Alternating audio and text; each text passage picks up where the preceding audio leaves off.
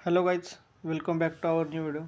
तो आज के वीडियो का टॉपिक रहेगा अपना आईपीओ, इनिशियल पब्लिक ऑफर, जो कि Unimech aerospace and manufacturing limited company का आज आईपीओ लॉन्च हुआ है।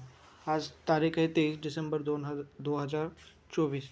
तो आज के दिन इसका आईपीओ लॉन्च हो गया है। तो यूनिमिक एरोस्पेस एंड मैन्युफैक्चरिंग कंपनी, जो उसका नाम खुद बता देती है कि वो कंपनी किस डोमेन में काम करती है। जैसे कि एरोस्पेस, जो एरोस्पेस रिलेटेड प्रोडक्ट रहेगा, फॉर एग्जांपल अपना टरबाइन हो गया, जेट इंजन हो गया, और जो भी एरोप्लेन में पार्ट्स लगते हैं उसका मैन्युफैक्चरिंग करने का काम ये कंपनी करती है। तो ये देखो, ये कंपनी का भी आईपीओ लॉन्च हुआ है, जो 500 करोड़ का इशू कर रहा है प्राइस मार्केट से। तो उसमें से 250 करोड़ ये कंपनी अपने खर्चे के लिए यूज़ करेगी। मतलब नया नया जो मशीनरीज लगेगा प्रोडक्ट बनाने के लिए, तो इसके लिए कंपनी खुद के ऊपर खर्चा करेगी कंपनी को ग्रो करने के लिए। तो इस आईपीओ के डिटेल्स जान लेते हैं। तो चले आज तो आज आईपीओ लॉन्च हुआ है 23 दिसंबर को। तो 23 दिसंबर 2024 टू दिसंबर 26 तक ये ओपन रहेगा। मतलब अभी भी अपने पास 2 दिन है इस आईपीओ को अप्लाई करने के लिए, आप अप्लाई कर सकते हो, कोई रिकमेंडेशन नहीं है। तो इसका प्राइस जो रहेगा 745 टू 785 तक, इसके बीच में रहेगा। मतलब 745 टू 785 के बीच में इसका प्राइस रहेगा। तो इसका लॉट साइज़ कितना रहेगा? 19 शेयर अपने को एक लॉट में 19 शेयर अपने को अलॉटमेंट हो जाएगा। तो टोटल इसका इशू साइज जो 500 करोड़ तक है, और जो इसका फ्रेश इशू है वो 250 करोड़ है। इधर देखिए, इसका जो फ्रेश इशू है वो 250 करोड़ है। मतलब ये 250 करोड़ सीधा कंपनी के प्रमोटर के पास चला जाएगा, जो कि वो 250 करोड़ वो अपने कंपनी के ऊपर खर्चा करके, मतलब कंपनी को ग्रो करने के लिए यूज़ करेगी। तो ये कंपनी एनएसई और बीएसई दोनों में लिस्टेड होने वाली है। तो एक अच्छी बात है। अभी ये कंपनी, देखो कंपनी का अपन स्टेटस जान लेंगे, मतलब अलॉटमेंट का और रिफंड का। कंपनी के शेयर अपने डिमैट में कब क्रेडिट हो जाएगा, उसका एक अपन स्टेटस देख लेते हैं। तो देखिए, कंपनी का क्लोजिंग डेट है 26 तारीख लास्ट रहेगा। और उसका जब अगर आपको कंपनी के अलॉटमेंट मिल गए, तो कंपनी के अलॉटमेंट का स्टेटस आपको 27 तारीख को पता चलेगा।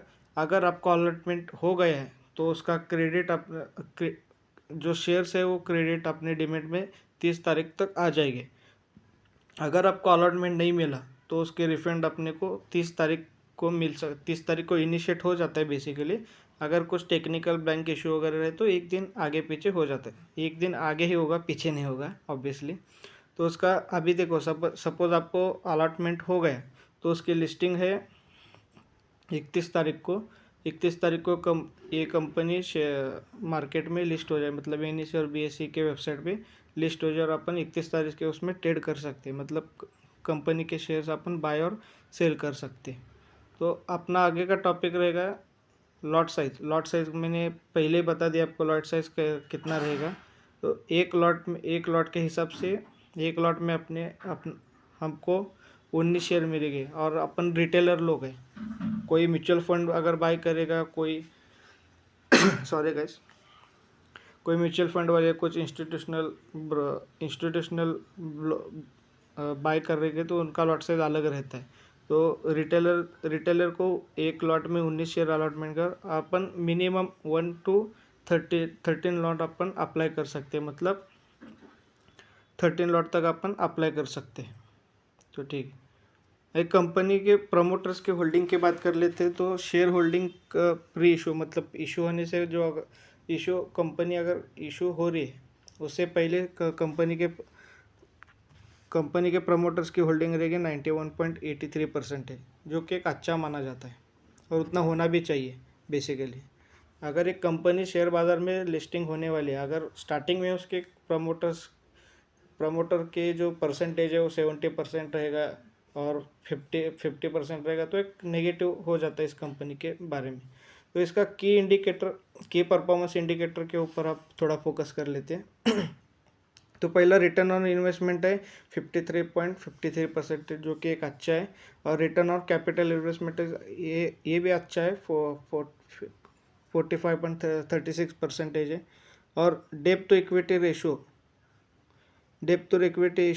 ये अपना 0.32% है, जो कि काफ़ी अच्छा है। और इसका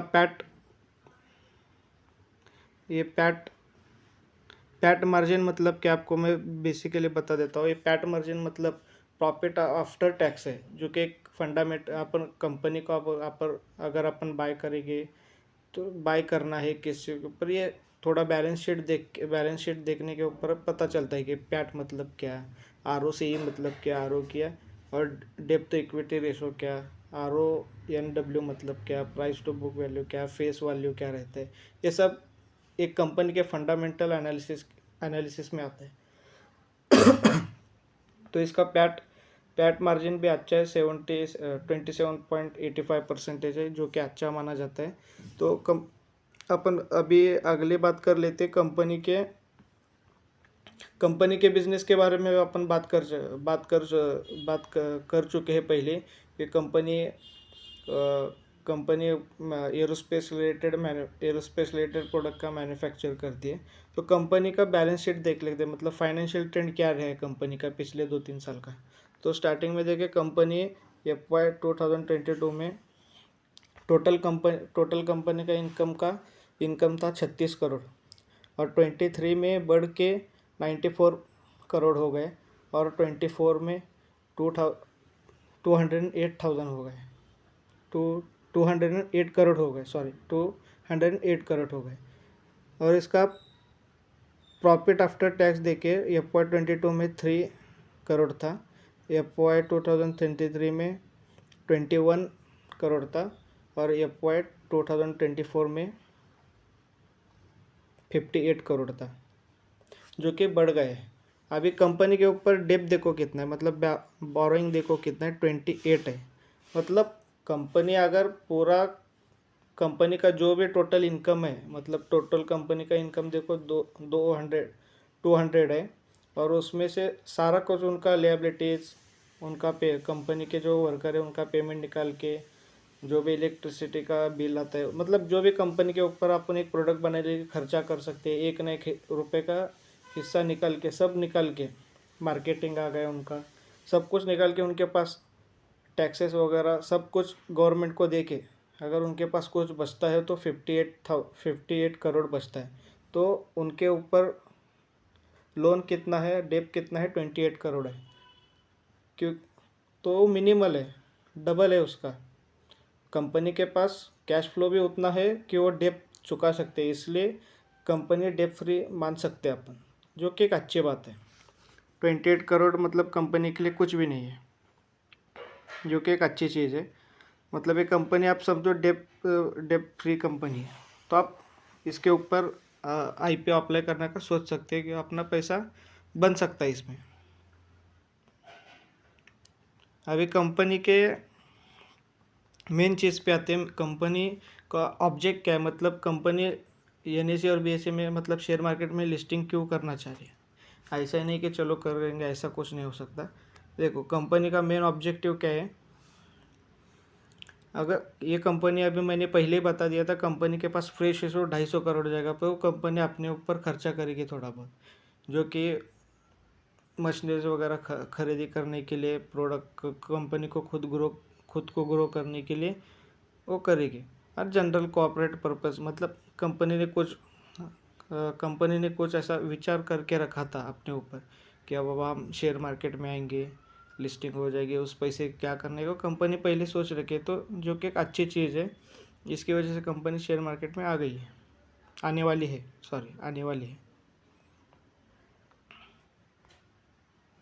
तो अभी बात कर लेते कंपनी के स्ट्रेंथ और रिस्क वीकनेस क्या है। स्ट्रेंथ कंपनी का क्या है, जो कि एक एडवांस मैन्युफैक्चरिंग प्रोडक्ट बनाती है कंपनी, मतलब जो एडवांस प्रोडक्ट है उसका मैन्युफैक्चरिंग कंपनी बताती है, विथ हाई प्रिसीजन बनाती है। हाई प्रिसीजन मतलब क्या, एक सिंपल वर्ड में बताओ, हाई प्रिसीजन मतलब एक्यूरेट, एकदम एक्यूरेट बनाती है। और इसका जो कंपनी का बिजनेस है वो टोटल एक्सपोर्ट के ऊपर बेस्ड है। मैं एक्सपोर्ट के ऊपर ये कंपनी 26 देशों में एक्सपोर्ट करती है अपने प्रोडक्ट, जो कि बाहर के जो कंपनी है जो एरोप्लेन बनाते हैं, हेलीकॉप्टर्स बनाते हैं और डिफेंस के रिलेटेड जो भी उनका जेट रहेगा, राइफल्स रहेंगे जो बनाते हैं, उसके उनको जो प्रोडक्ट लगने वाले हैं जो बाहर के देश को, तो बाहर के देश वाले कंपनी को, तो ये कंपनी अपने यूनि में क्या करती है, एक प्रोडक्ट उस कंपनी को अपना प्रोडक्ट एक्सपोर्ट करती है, मतलब उनको बेचते हैं बाहर देश में। तो एक अच्छा कंपनी का प्लस पॉइंट है।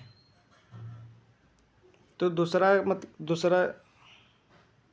और कंपनी जो मार्केट में है इसके कॉम्पिटिटर ज़्यादा नहीं है, अपने इंडिया में तो कॉम्पिटिटर ज़्यादा नहीं है, तो एक कंपनी का प्लस पॉइंट है।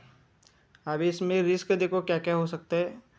इसमें रिस्क एक ही है, जो कंपनी के टॉप 5 कस्टमर है, समझे, कंपनी के टॉप 5 कस्टमर वो टोटल रेवेन्यू जनरेट करते हैं, मतलब सिग्निफिकेंट प्रोपोर्शन।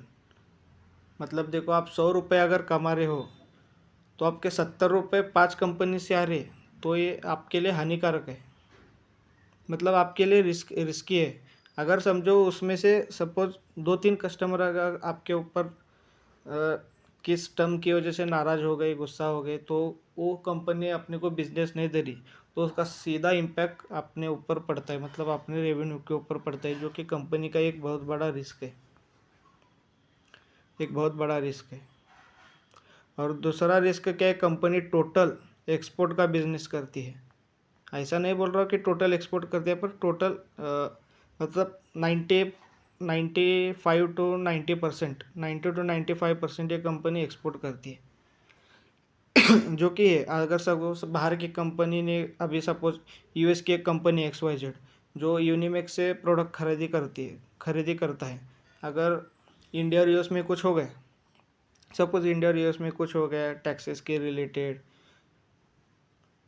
कुछ भी हो गया, अगर सपोज कंपनी ने, यूएस के कंपनी ने क्या क्या, हम वो यूएस गवर्नमेंट ने उस कंपनी के ऊपर प्रेशर डाला कि आप इंडिया से कुछ भी नहीं खरीदी करोगे, मतलब कुछ भी एक्सपोर्ट इंपोर्ट नहीं करोगे, तो इसका सीधा इम्पैक्ट कंपनी के ऊपर गिर सकता है। इसकी वजह से एक थोड़ा बहुत रिस्की फैक्टर हो सकता है, जो कि हालांकि सब कंपनियों के बारे में रहता है, उसमें कुछ दिक्कत की बात नहीं, पर थोड़ा रिस्की है, तो ध्यान से देख लीजिए। अभी निवेश करना या ना करना वो टोटली आपके ऊपर डिपेंड है। अभी मैंने कंपनी के बारे में डिटेल्स बता दिए, उसका फाइनेंशियल ट्रेड बता दिया, उसके फंडामेंटल एनालिसिस बता दिया। आगे अभी देखो, कंपनी का आईपीओ को अप्लाई करना या ना करना वो मैं टोटल आपके ऊपर छोड़ देता हूँ, क्योंकि पैसा आपका है, रिस्क आपका है। अगर आपको आईपीओ फर्स्ट टाइम अप्लाई कर रहे हो तो कर सकते हो उसको, ऐसा नहीं कि मैं बोल रहा हूँ मत करो, क्यों करो, ये कोई जोर ज़बरदस्ती नहीं। अगर आप डिटेल्स देखना चाहते हो तो इस वीडियो को देखो, ध्यान से सुनिए और अपने दोस्तों को शेयर कीजिए और चैनल को सब्सक्राइब कीजिए और लाइक कीजिए। Thank you guys, thank you so much.